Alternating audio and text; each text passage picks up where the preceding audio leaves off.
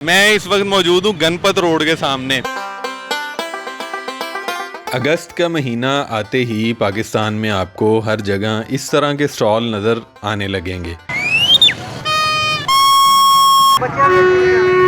जिसमें कौमी परचम, सब सफ़ेद रंगों वाले लिबास, बैज, कागज़ की झंडियाँ और दीगर सामान रखा नज़र आएगा, क्योंकि 14 अगस्त 1947 को पाकिस्तान आज़ाद हुआ था और इसी आज़ादी के जश्न को मनाने के लिए लोग ये सामान ख़रीदते हैं और अपने मुल्क के साथ मुख्तलिफ़ तरीक़ों से मोहब्बत का इजहार करते हैं। लेकिन क्या आपको अंदाज़ा है 1947 में तकसीम के दौरान कितने लोगों को अपना आबाई घर छोड़ना पड़ा, न जाने कितने लोगों को अपनी जान से हाथ धोना पड़ा। 14 अगस्त 1947 में द सन अखबार में लगी खबर देखें, जिसमें लिखा है मुल्क की तकसीम के दौरान लाहौर के वसी इलाके आग की लपेट में आ गए, जबकि हलाकतों की तादाद 153 तक पहुंच गई। अमृतसर से 61 अफराद के हलाक होने की इत्तला। ये सिर्फ एक अखबार है, इस जैसे न जाने कितने अखबार उस साल इस तरह की खबरों से भरे होते थे।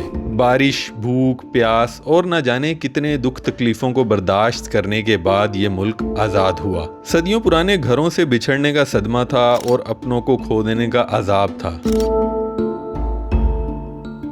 24 जून 1947 के द ट्रिब्यून अखबार की सुर्खी देखें, जिसमें साफ लिखा है कि पंजाब तकसीम किया जाएगा और फिर सबसे ज़्यादा खून भी पंजाब ने ही देखा। सरहद के दोनों तरफ बसे ख़ानदान वो घर छोड़ने पर मजबूर हुए जिन्हें उनके बाप दादा ने अपने हाथों से बनाया था। आज़ादी की कदर कोई पूछे तो उन लोगों से पूछे जो मरते दम तक इस खौफनाक तकसीम को भुला ना सके। अगर आज़ादी बाबाए कौम के मज़ार पर जाकर बाजे बजाने या नारे लगाने का नाम है तो हाँ, हम वाकई आज़ाद हैं।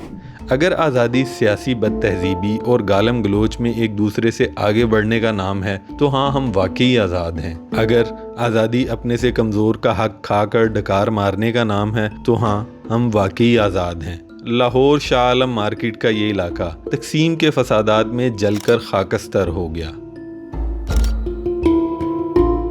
सवाल ये है कि क्या हमने इस तकसीम से कुछ सीखा? आखिर क्यों मुसलमान, हिंदू, सिख जो सदियों से इकट्ठे रह रहे थे एक दूसरे की जान के दुश्मन बन गए? तो चलें आज आपको लाहौर में लगे ये स्टॉल भी दिखाते हैं और कुछ तकसीम की कहानी भी सुनाते हैं।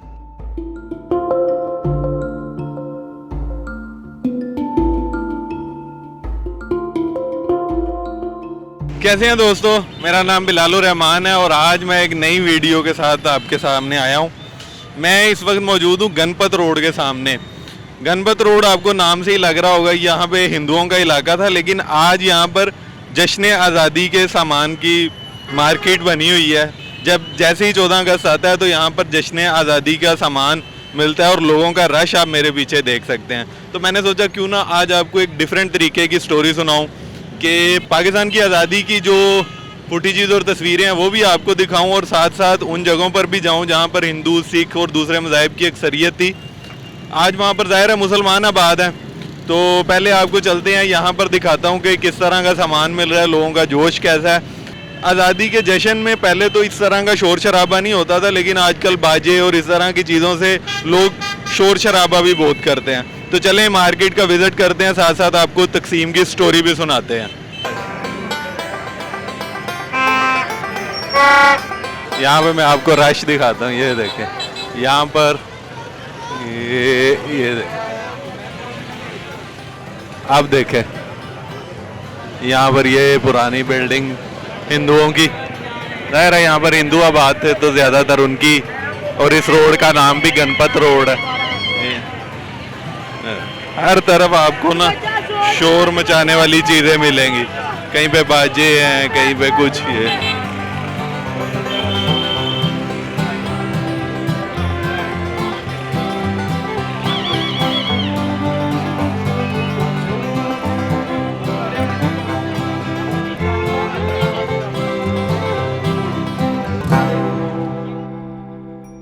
वैसे तो तकसीम की तारीख़ पर बहुत से लोगों ने बहुत शानदार काम किया है। मैं आज आपको लाहौर की सैर करवाने के साथ साथ तकसीम के दौरान कैमरे की आंख में बंद किए गए वो मनाजिर भी दिखाऊंगा और तकसीम पर लिखे गए अफसानों पर भी बात करूँगा कि किस तरह शायर और अदीबों ने अपने काम में तकसीम की मंजर कशी की है। सबसे पहले तो आप ये जान लें कि बरे सगीर हमेशा से दुनिया की निगाह में पुरकशिश और पुरस्रार रहा है। इस कशिश ने कई कौमों और नस्लों को यहाँ बसने पर ना सिर्फ मजबूर किया बल्कि उन्होंने इसे वतन सानी बना लिया। लेकिन 17वीं सदी में एक ऐसी कौम ने इस सरजमीन हिंद पर कदम रखा जो तिजारती हदूद को पार करके देखते ही देखते यहाँ के स्याहो सफ़ेद के मालिक बन गए और 1857 के नाकाम इनकलाब के बाद पूरी तरह से अपने मकसद में कामयाब हो गए। इस तरह बरतानवी हुकूमत का दौर शुरू हो गया। 1857 के खूनी इनकलाब के बाद हिंदुस्तान की सियासी, समाजी, माशी, इखलाकी और मजहबी ज़िंदगी दिगरगूं हो गई। दूसरे लफ्ज़ों में कहा जाए कि बसाते हिंद पर रात की तारीकी छा गई, जिसे हर हिंदुस्तानी अपना लहू देकर आज़ाद कराना चाहता था। यही सबब है कि अंग्रेज़ों ने एक नहायत घटिया पॉलिसी फूट डालो और हुकूमत करो अपनाई, जिसका मकरू चेहरा 1947 में नज़र आया। वो मकरू चेहरा हिंदुस्तान की तकसीम और इस दौरान होने वाले फसादात थे। जंग अज़ीम के ख़ात्मा के बाद हिंदुस्तान में गोरा राज के ख़िलाफ़ तहरीकें शुरू हो चुकी थी, जिसमें हिंदू और मुसलमान बराबर के शरीक थे। हिंदुस्तान छोड़ दो, सिविल नाफरमानी की तहरीक, जंग के बाद तो वैसे भी बरतानिया माली तौर पर बहुत कमज़ोर हो चुका था और उसके लिए मुमकिन नहीं रहा था कि हिंदुस्तान पर मज़ीद काबिज़ रहते। लेकिन अंग्रेज़ किसी सूरत में भी मुत्तहिदा हिंदुस्तान छोड़ना नहीं चाहता था। उन्होंने पहले मुकामी लोगों को तकसीम किया और फिर नफ़रत की आग लगाई, जिसमें दोनों तरफ के कुछ मुकामी अनासिर ने भी अपने मुफाद की खातिर उनका साथ दिया। हालांकि ये काम बिना किसी खून खराबे के भी हो सकता था। बरतानिया ने सरहदों की तकसीम के लिए सर रेडक्लिफ की सरबराही में बाउंड्री कमीशन तश्कील दिया, जिसने इंतहाई उजलत में पंजाब और बंगाल के दरमियान सरहदी लकीरें खींच दी। इस वक्त मैं खड़ा हूँ शाह आलम मार्केट। शाह आलम मार्केट का जो ये इलाका है 1947 में सबसे ज़्यादा मुतासिर होने वाले इलाका है, क्योंकि यहाँ पर सबसे ज़्यादा हिंदू आबादी थी। यहाँ पर लगने वाली आग किस कदर खौफनाक थी उसका जिक्र सोम आनंद ने अपनी किताब में कुछ इस तरह किया है कि सूरत-ए-हाल अपने नुक्ता अरूज पर उस वक्त पहुँची जब शालमी के इलाके को आग लगी। आबादी यहाँ की बहुत घनी थी और गलियाँ इस कदर तंग के बैक वक्त 2 अफराद का गुजरना भी मुश्किल होता था। बहुत से मुकामात पर तो सूरज की रोशनी भी नज़र ना आती थी। इसमें कोई शक नहीं कि शालमी की आग बहुत भयानक थी। रात के वक्त शहर से 5 मील दूर मॉडल टाउन में भी इसकी रोशनी दिखाई देती थी। मालूम होता था जैसे सारा लाहौर जल रहा है। नतीजा ये हुआ सारा शालमी मलबे का ढेर हो गया। यहाँ पर आग लगने के बाद जब पाकिस्तान वजूद में आया तो ये सारे इलाके को गिराकर यहाँ पर एक मार्केट तामीर हुई और यहाँ पर सड़कों को कुशादा किया गया। आज यहाँ पर कोई भी पुरानी बिल्डिंग नहीं है। जो बिल्डिंग यहाँ पर पुरानी नज़र भी आती हैं वो तकसीम के बाद तामीर किए गए प्लाजे हैं। तो चलें अब चलते हैं हम कृष्ण नगर वाली साइड पर। पहले मैं ग्वाल मंडी जाऊँगा, फिर मैं कृष्ण नगर जाऊँगा और वहाँ पर भी आपको जो प्री पार्टीशन हाउसेज हैं वो भी दिखाता हूँ। लाहौर में लगे इन स्टॉल्स को देखें, बच्चे बड़े सब आज़ादी का जश्न मनाने के लिए इन चीज़ों को ख़रीद रहे हैं। अच्छी बात है, जश्न मनाना चाहिए। आखिर हम फिरंगियों से तो आज़ाद हुए थे। आज़ादी का जश्न ज़रूर मनाएं, लेकिन इसके साथ साथ हमें तकसीम के दौरान हुए हादसात अपने बच्चों को भी बताने चाहिए।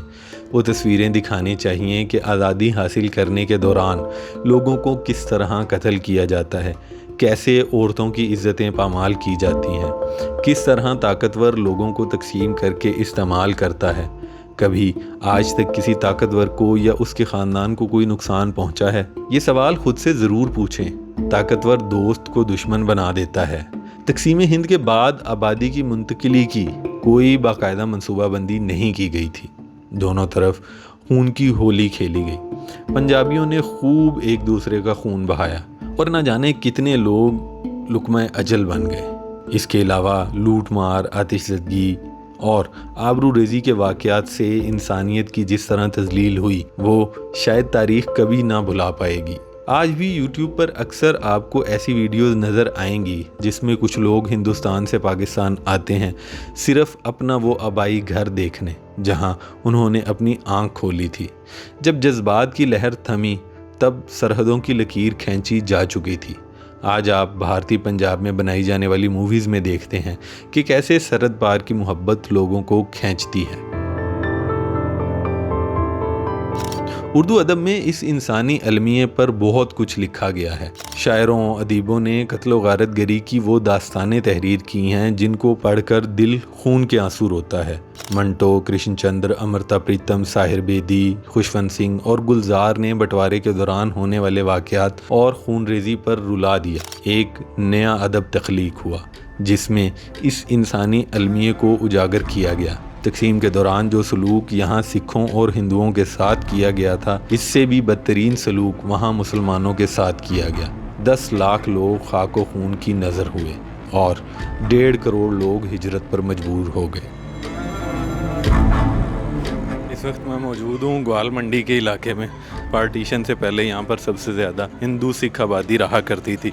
ग्वाल मंडी में अगर मैं गलत नहीं हूँ तो ये गांधी स्क्वायर का इलाका है जिधर मैं मौजूद हूँ, और यहाँ पर आप ये पुरानी बिल्डिंग देख सकते हैं। यहाँ पर ज़ाहिर है अब तो मुसलमान रहते हैं।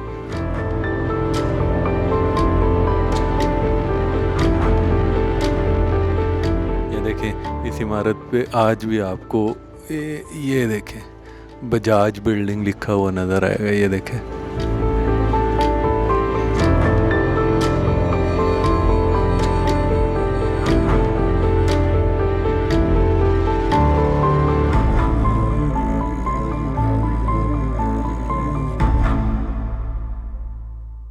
बंटवारे का दुख दोनों तरफ एक सा है। इसी तरह मंटो का बिशन सिंह आज भी सरहद पर कंफ्यूज खड़ा सवाल कर रहा है कि टोबा टैक्सिंग पाकिस्तान में है या हिंदुस्तान में। सादत हसन मंटो ने इन फसादात की नज़र होने वालों के बारे में कहा था कि कोई सिख, मुस्लिम और हिंदू नहीं मरा, इंसान मरा। इससे एक कदम पीछे हटें तो खोपड़ियों के मीनार, खून से सैराब खेत, लाशों से भरे कुएं और लहू से लथपथ ट्रेनें मिलेंगी। इसी तरह कृष्णचंद्र ने अपने अफसाने अमृतसर आज़ादी से पहले और आज़ादी के बाद में अपने गमो गुस्से का इजहार किया और इंसानी ज़िंदगी के इस कर्ब को वाज़ेह किया जहां इंसानी ज़िंदगी की कोई कदर व कीमत नहीं थी। इंसान का खून बहाना जैसे फंडामेंटल राइट्स हो। हर कोई हैवानियत का सरदार बन गया था। बच्चों, बूढ़ों, जवान और औरतों का बेदरीग कत्ल किया जा रहा था। अफसाना लाल बाग में इंसानी ज़िंदगी की कीमत तय की गई। एक इंसान को मारने की कीमत 50 रुपये। अशफाक अहमद का अफसाना गडरिया में फ़िरका वाराना झगड़ों के वाक़यात की सच्ची तस्वीर कशी की गई है। नफ़रत की आग नेक इंसान को शैतान बना देती है और दोस्त को दुश्मन। ख्वाजा अब्बास ने अपने अफसाने अजंता में इस पहलू को बतौर ख़ास उजागर किया है कि इंसानी अक्ल किस कदर नाकस है। मज़हब के नाम पर तासुब का एक ऐसा खेल खेला कि इंसानियत एक बेमानी सी चीज़ बन गई। इस अफसाने का हीरो निर्मल एक सहाफ़ी है जो फसादात की, बर्बरियत और हैवानियत की जद में आए अफराद की मदद के लिए अमन कमेटी की तश्कील में बढ़ चढ़ कर हिस्सा लेता है। लेकिन उसको इस बात का शदीद सदमा होता है कि अमन के प्रचार करने वालों में दरिंदे भी मौजूद हैं, तो वो मायूसी और जहनी तनाव का शिकार हो जाता है। ख्वाजा अहमद अब्बास ने अजंता में निर्मल की जहनी कैफियत की तस्वीर कशी यूँ की है। उस दुबले पतले नौजवान की सूरत अब भी मेरी आंखों के सामने फिरती है भारती। उसकी आखिरी चीख अब भी मेरे कानों में गूंज रही है और उसने मेरी नींद उड़ा दी है। रात को सोता भी हूँ तो ख्वाब में देखता हूँ कि एक खून के समंदर में डूब रहा हूँ और कोई मेरी मदद को नहीं आता। इसमें कोई दो राय नहीं कि तक़सीम हिंद के बाद फसादात की आग ने माशरे के हर फर्द को नुकसान पहुँचाया, जानी और माली नुकसानात से लेकर रूहानी तक। लेकिन तक़सीम हिंद के बाद हिजरत के नाम पर फसादात की सबसे भारी कीमत ख़वातीन ने अपनी जान व आबरू की कुर्बानी देकर अदा की। इन क़यामत ख़ेज़ हालात में मर्दों ने अपनी जिनसी तस्कीन के लिए औरतों की आबरू को तार तार किया और जिनसी तशद्दुद का निशाना बनाया। ख़वातीन ने मर्दों की ज़्यादती और इस्तेहसाल के साथ साथ दरिंदगी और हैवानियत की बेशुमार सितम बर्दाश्त किए। इस मौजू पर मंटो के अफसाने खोल दो, ठंडा गोश्त काबिल ज़िक्र हैं। महेंद्र नाथ का अफसाना पाकिस्तान से हिंदुस्तान तक में एक बाज़याफ्ता औरत को अपने घर वालों की नफ़रत और हकारत का निशाना बनते दिखाया गया है। राजेंद्र सिंह बेदी का अफसाना लाजवंती एक बदकिस्मत औरत की कहानी है जिसे फसाद में अगवा कर लिया जाता है और वो अपने शोहर सुंदरलाल से बिछड़ जाती है। कुदरतुल्लाह शहाब का अफसाना या खुदा में औरत की ट्रेजेडी बड़ी दर्दनाक नज़र आती है। दिलशाद पाकिस्तान की सरजमीन को मुकद्दस समझकर आती है, जहां उसके ज़ख्मों पर मरहम रखने वाले भाई होंगे, मगर भाई के रूप में दरिंदे मिलते हैं। इस तरह मुमताज़ मुफ्ती का अफसाना गोबर के ढेर पर, और सैयद अनवर का जुल्मत और शकीला अख्तर का आखिरी सहारा में औरतों की ट्रेजेडी की मुंह बोलती तस्वीरें हैं।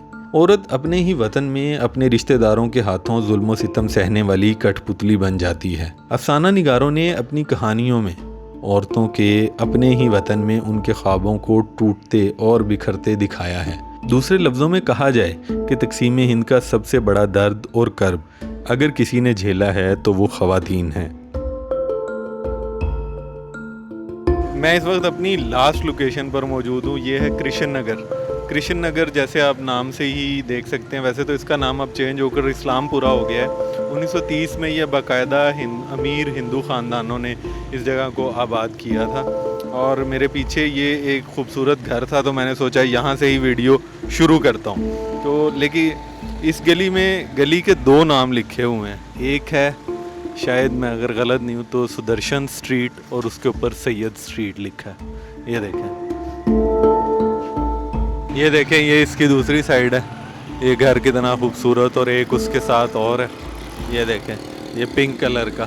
ज़ाहिर है मैं अगर इस इलाके से कोई देख रहा होगा तो वो मेरी दुरुस्त भी कर सकता है चीज़ें। अब हम कृष्ण नगर की मुख्तलिफ गलियों में जाएंगे और पुराने घर ढूंढते हैं। मैं इस इलाके से तो वाकिफ़ नहीं हूँ, लेकिन कोशिश करूँगा कि जितने पुराने घर हों वो आपको दिखा सकूँ। इन पुराने घरों को दिखाने का मकसद सिर्फ ये है कि जिस तरह वहाँ से मुसलमान अपने घर छोड़कर यहाँ पर आए थे, और तो यहाँ से भी बहुत से लोग, सिख और हिंदू, ये इलाका मतलब पाकिस्तान में जिधर जिधर वो मौजूद थे वो छोड़कर हिंदुस्तान वाली साइड पर गए थे। ज़ाहिर है उनके घर यहाँ मौजूद हैं, इसी तरह हमारे घर भी वहाँ पर मौजूद होंगे, जो हमारे बड़ों ने, हमारे प्यारों ने अपने हाथों से बनाए होंगे, और उनकी यादें उसके साथ वाबस्ता होंगी। एक जगह पर मैंने पढ़ा था कि कृष्ण नगर की गलियाँ एक वक्त में इतनी खुली थी कि यहाँ से डबल डेकर बसें चला करती थी। यहाँ पर लाहौर ओमनी बस सर्विस, यहाँ से वो आरे बाज़ार तक जाया करती थी। अगर दो डबल डेकर बसें आमने सामने आ जाती थी तो आराम से वो एक दूसरे को क्रॉस कर लेती थी। अब तो यहाँ पर बहुत रश है।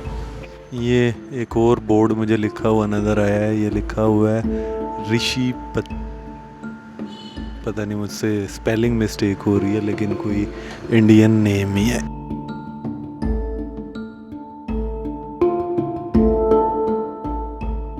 गंगा निवास 1940 इसके ऊपर लिखा हुआ।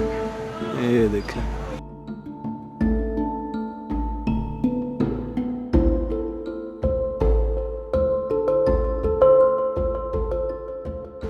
कृष्ण नगर की गलियों के अंदर इस तरह के बेशुमार घर हैं, लेकिन ज़ाहिर है अब वो ख़त्म होते जा रहे हैं, और मुझे इस इलाके का पता नहीं है, इसलिए मुझे जहाँ नज़र आ रहा है मैं बना रहा हूँ। आप में से कोई देख रहा हो तो वो ज़रूर वीडियो में मेंशन करे।